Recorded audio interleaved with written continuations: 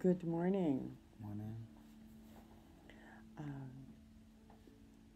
I had seen when I was just got this impression of you standing like at a crossroads where there's different paths for you to go, and you're just standing there, kind of looking like which direction. And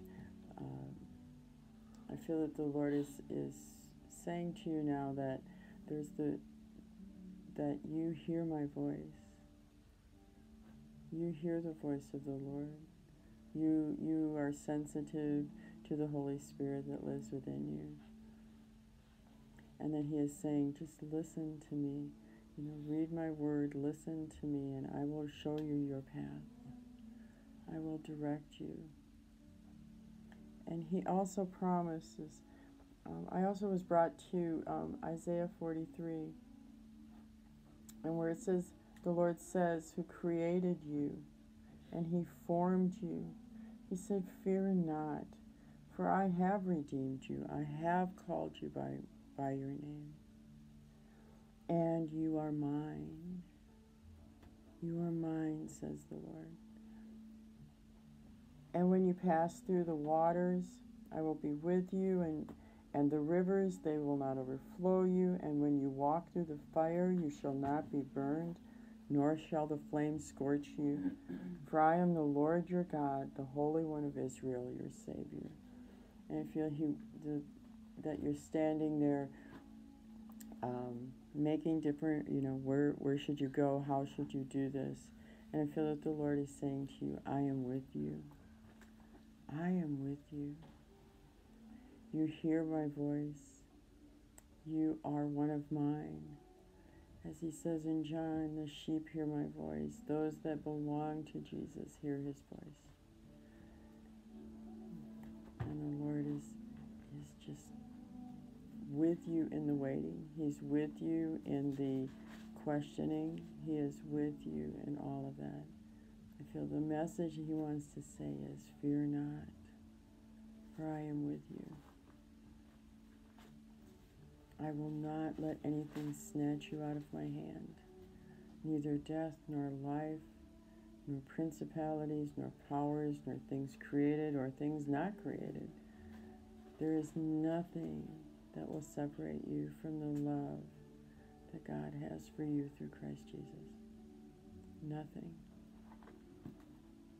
And out of that, I see great strength coming out of you when you have the knowing of the Father's heart loves you so much that when you make that step to the direction, the path that you're to go on, that you will do it in such boldness and such strength that others will see it and ask you, where did it come from? Where do you get such strength from? And you will be able to share with all boldness where your strength comes from. For you are so loved, my brother. You are so loved. Be blessed.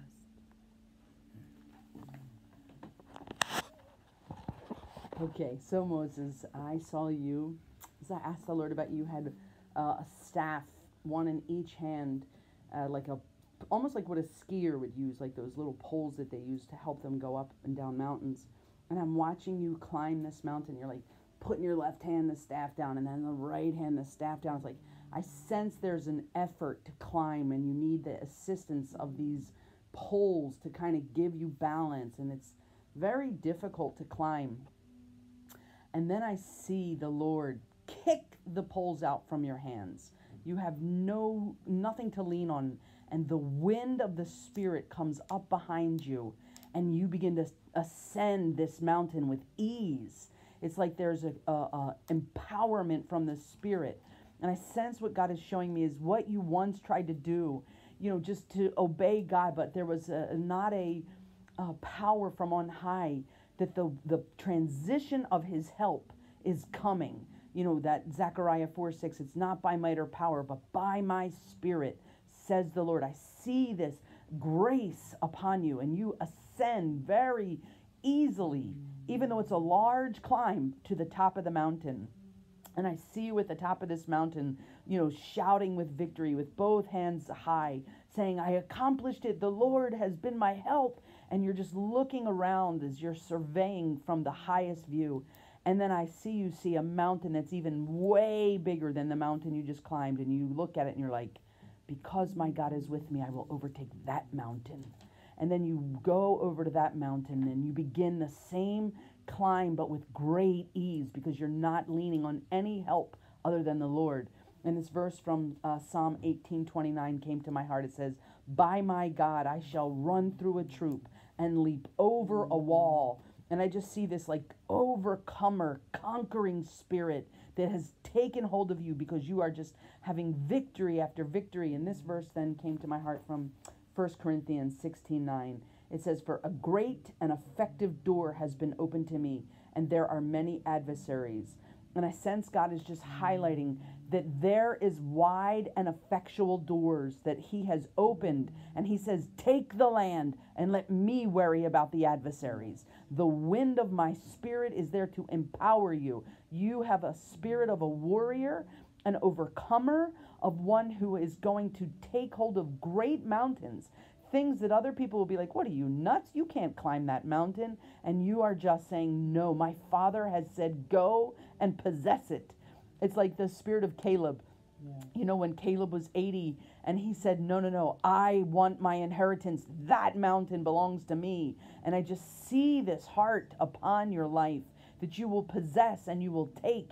And there's such a dependence upon you. It's like you're saying, the God who gave me the little mountain will give me the big mountain. And the God who gave me the big mountain will give me the giant mountain. It's like you're just ever advancing his kingdom with authority and with confidence, because you know his wind, his spirit, his power is within you. I see you like reading the scriptures, and there's a revelation and an awakening to see the mighty acts that God has done in partnership with humans to do the supernatural. It's like it's a whole new understanding where you're like, how did I not see this before? God is empowering humans to do great things constantly. It's like there's this heightened revelation to know him as the God who does the unbelievable.